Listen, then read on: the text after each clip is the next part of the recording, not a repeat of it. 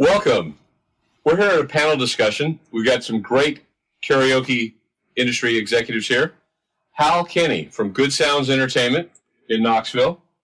We've got Catt Damon, Executive Director of In-Venue Entertainment at his company, which is High Volume Media.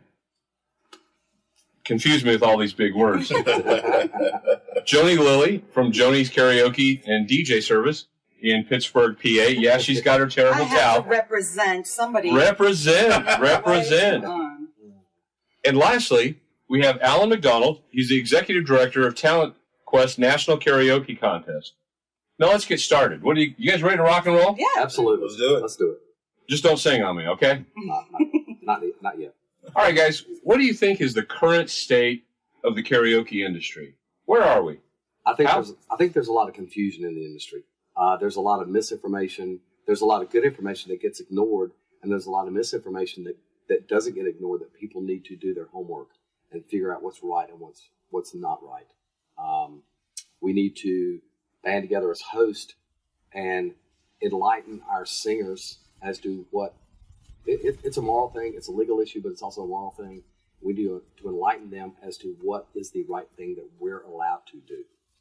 And that's where I am in my market. And I'm sure these guys are the same. How about you, Catt? True. I mean, it's one of those things where, somebody wants to come into your bar and they're like, hey, can you play this song? Oh, I don't have it. Can you play it off of YouTube? No, I can't play it off of YouTube. Why? Well, there's no way to give anybody any money. There's no way to monetize how it's done to pay somebody, and it's illegal. I mean, I would gladly play it off of YouTube. You cut me $1 million check to cover all the fines. Mm-hmm. Exactly. I think it's a great answer. What's your thoughts, Joanie? I think with Hal, there's a lot of confusion. People are just, they don't realize that what they're doing is wrong, and it's killing the industry. They're killing the food chain completely. I mean, we used to be able to get any karaoke. So-and-so has it down the street. Well, I don't know where so-and-so's getting it because it's not available. Well, and that's one of the challenges that comes about is, and I agree with Hal, the importance of this is really about changing our society. We're adopting a culture that if it's on the internet, it must be free and it must be okay for me to take it. Not thinking about the consequence of none of us would walk into a retail store and say, oh, I like that shirt. I'll just pick that puppy up. Oh, hey, I like that CD, that DVD. I'll just take that home. But yet we see it all the time in the internet culture, and it becomes pervasive to where consumers believe stealing on the internet isn't stealing because you're not getting caught. And that's where I said earlier, we have to be the moral authority to stand true to good values. Alan, what's your thought on karaoke industry? Ours is the same way, especially with the contest, where we have to explain to the contestants what's legal, what we can and what we can't do. And yes, you could buy a lot of stuff on the internet legally, but to try and bring it to our contest or even to a karaoke venue on a jump drive or on a burned CD, they don't understand that is wrong, that we can't, as an industry, do that. Well, exactly. What a lot of consumers fail to understand is you can buy karaoke in a retail environment, and that's fine for singing in your shower, singing in your living room, but it's another thing to be on the stage at a national contest or be at a public venue. Different rules apply. So it's part of our job to educate the consumer, because as we educate consumers, two things happen. They respect the music artists. That helps the music artists respect us, and it helps the industry go forward, which also, that's going to help karaoke hosts to actually earn more money. There's a large difference between using karaoke in your basement for a Saturday night party versus using karaoke in a commercial application. We have a whole different set of rules that we must abide by, where the guy that does it on the weekend in his basement, it's a whole different rule. So we have to maintain what we maintain, and we have to spread the word amongst ourselves. We're all very much compliant in the industry, and we're just trying to get other people to become compliant in our industry, and it helps raises the whole industry up. Well, that's the thing. A rising tide raises all ships. We're talking a lot about onboarding. People have to get on board. We have to get on board as an industry and understand that people that play karaoke in a basement are hobbyists. They're enthusiasts. They're not karaoke hosts. Mm-hmm. A karaoke host is a person that by profession chooses to bring entertainment to a venue to enable singers to come in and perform and have that 3 minutes of sunshine. And, their day might have been otherwise terrible. It gives them a great relief, and there's a difference. And when we do that as hosts and represent, then the things that we want, which is the revenue streams, will start to come back around. Let's talk a bit about the future, because, the industry, heck, the world is changing. I mean, to think that my cell phone today has the same storage space that my first digital system had, where it took 9 hard drives, and I've got all that in my phone, and I can make calls on it and Facebook on it. Technology is making a huge impact. Absolutely. What's your guys' thoughts on technology and the future of our industry? Can I speak? Absolutely. First of all, going from laser discs and printing out karaoke books with page protectors and the amount of stuff that you had to carry in and the speakers being huge, and I had a SUV. Now I have everything in a little small compact car.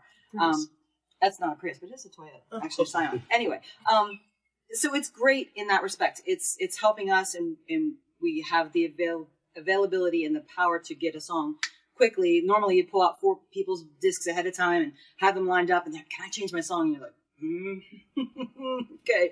Now you go, yeah, play, done, fantastic. Your thoughts, Catt? Well, so, when I started doing karaoke, I was rocking, like you said, the big speakers, all that jazz. But I rocked 2 500 disc carousels.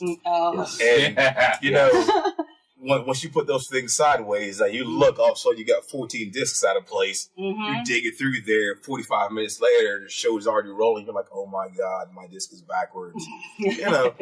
But tech is really going to be the thing that brings karaoke back to what it was. Because you got karaoke in the 80s got to be a really good staple. People loved doing it, and it brought people together.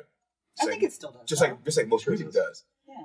Now with tech and with Facebook and Twitter and all this stuff going on, that's just a better way to get your friends to come to the bar, do your karaoke, look through songbooks and all of that great experience that you have doing something you love.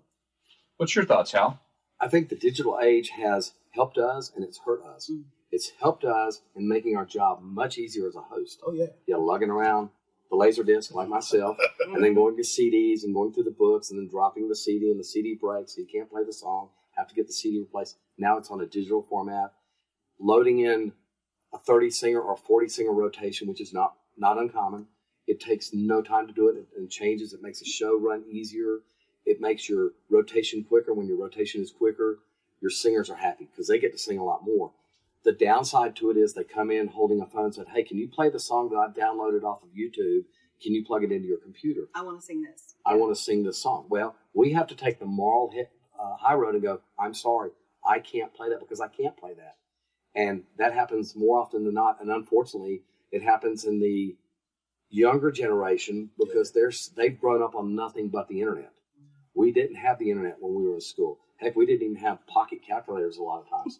And I'm telling on myself, but that's beside the point. I remember my first year of college. We were allowed to have a watch even with a calculator. Anyway, so what's happened is it's created an environment of we want it now. So we've got a delicate balance where we have to keep the singer happy, but also be compliant. And again, because we're not regulated like the attorneys are and the doctors are and other industries that are heavily regulated. But we need to be. Well, we need to be, sure. But we do that morally.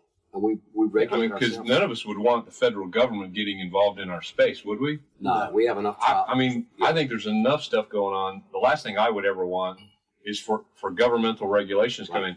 What we have to remember, tech always moves on. When we were spinning laser discs, and we had all our big investment in the laser discs, and then they came out with these CDGs, where this big massive stack could come down to this. What happened? There were some hosts that were going, "Dang technology." And the price ruining the industry. The price is $150 for 28 songs, 14, or $20 for the same amount of songs. So what we have to remember is tech is going to continue to move on. We have to embrace it. We have to embrace it. Eventually, with the way things are working with the cloud, I think you're going to see a place where we won't even have to carry media. As internet connections become bonded and really fast, every venue will have it and reliable. You'll just plug in. You'll be licensed. You'll actually come as talent. You won't be bringing a bunch of things with you. You'll be bringing your skills as a host to control the show. Alan, what's your thoughts on the Technology future? has come a long way, and it's made it easier for the KJ. It really has. Like these guys, carrying in suitcases of music, carrying in your books. I mean, I've spent 2-3 days putting books together. Now with the technology the way it is, you get on your phone, you dive right into the personal system. Okay, I want to sing that. That goes right into your karaoke queue, and they're ready to go. It's easier for the participants, the people that come to your venue. It's easier for the KJs. Instead of somebody walking up, hey, do you have this song? Do you have this song? Well, no, do you have this song? We spend a lot of time placating them and trying to help them out at the same time. And with this new technology, it makes it so much easier for everybody concerned. Well, exactly. One of the things that I often wonder is, will karaoke ever become mainstream? Now, during the 80s, as Catt mentioned, karaoke was huge. You couldn't swing a dead cat without hitting a karaoke bag. Today, it's a little bit more thin, and I don't really think that's technology. I think it's because, as hosts, I think many times hosts have become ambivalent to the production value of what they do. Because let me share a marketing thing I've learned a lot about millennials. We talked about they want it now, they have it on their phone. Well, we can deal with them when we give them what they want, which is what they really want is an experience. So it isn't necessarily always the song, as we want to give them a great experience. When we give the younger audience a great experience, they're not going to care that we didn't play Fire to the Rain. They're not going to care. They're going to go, I had such a great time at Joanie, Hal, Catt's show. That's going to be our difference. What are you guys' thoughts, though, about this new product, Karaoke? He uses it, so I'd start. What do you think, Catt? Go ahead, Catt. I love karaoke. I mean, it's just one of those things where you get stupid simple.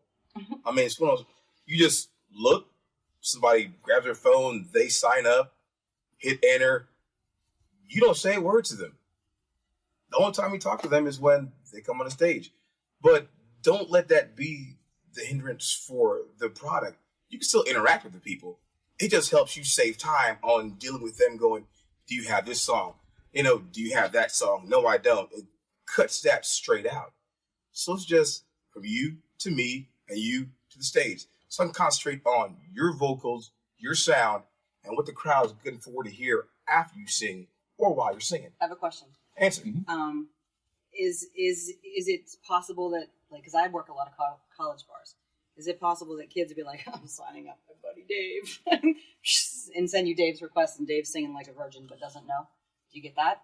Yes, I've gotten that. See, that's what I'm afraid of. Well, see, why? That'd be totally Right. That would add to the experience, because people be spoofing who. Say, for example, I know you want to sing, and I know Hal wants to sing, and I know you want to sing really bad. And Catt's my friend, and he goes, I'm going to make her wait. So he starts moving Hal's song up, bidding it up, and you're going, what's going on here? I'm sitting back. To me, the real untapped gold in this is when they sign up, you're going to create connections, which is going to give you a singer attendee access ability that you're now building a following for your show. Oh, yeah. So now if you move to venue A, you go to venue B or venue A and you say, I've got a following of 5,000 people in my singers database. You want to hire my service because I will most likely bring this audience over to you. That's huge. I think it's an untapped understanding. Didn't use it looking at the bottom line. Oh, yeah. What do you guys think? Because we've talked a lot about, I made a big call to action.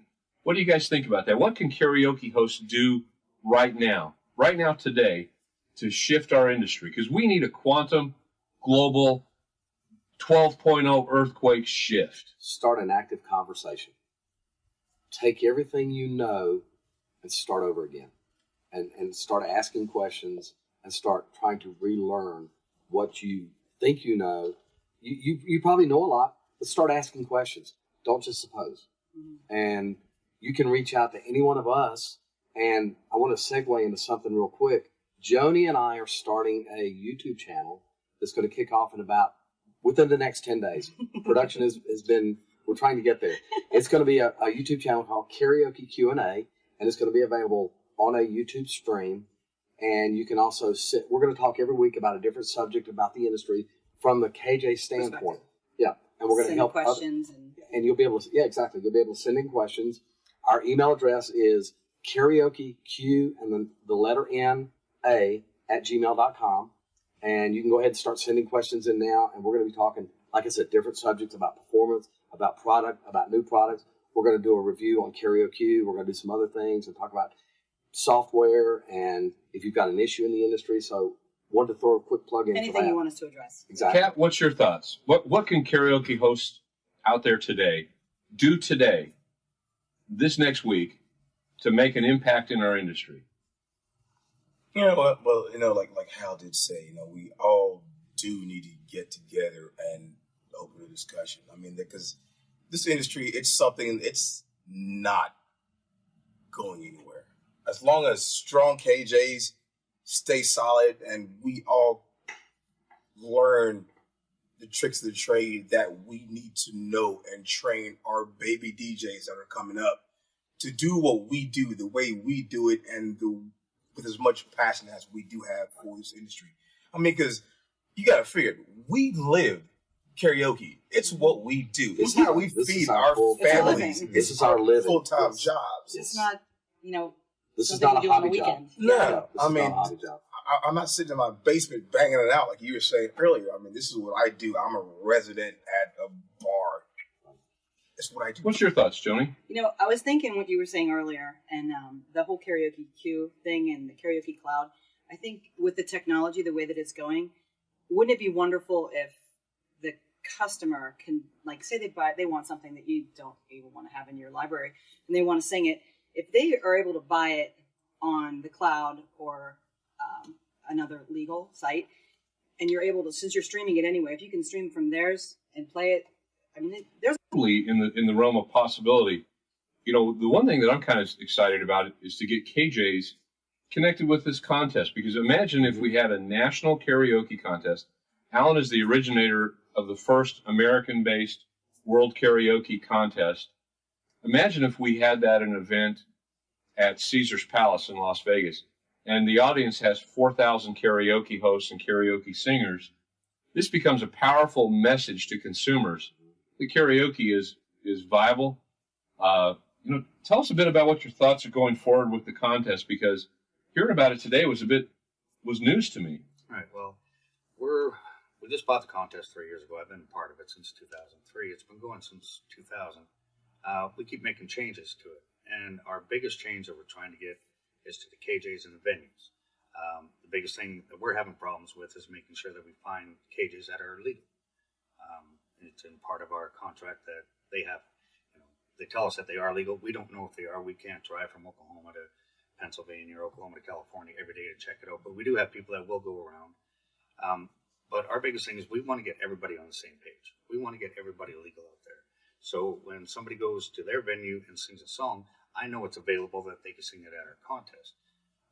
We're trying to get all the venues together. We're going to start a new, like you guys, we're going to do a pilot show on a reality TV show. Cool. And we will be going around the countryside, and we want all the bars. We want the bars with the big stages. We want the bars with the little corner stage, because that's reality. So this will be karaoke hosts of Beverly Hills? Pretty much, yeah. But that's what karaoke is. We want to see the karaoke across the country.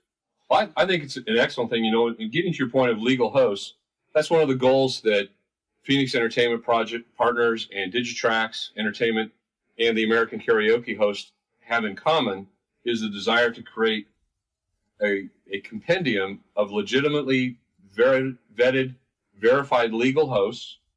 So venues wanting a definite legal host can get one, and that people wanting to sing can know this is a legal venue that is using legal hosts. And we think these things are going to be the great mechanisms to do it. This has been a great panel discussion. Wish I could talk. Yeah. Appreciate you guys participating. But right now, I'm going to throw it back to the room.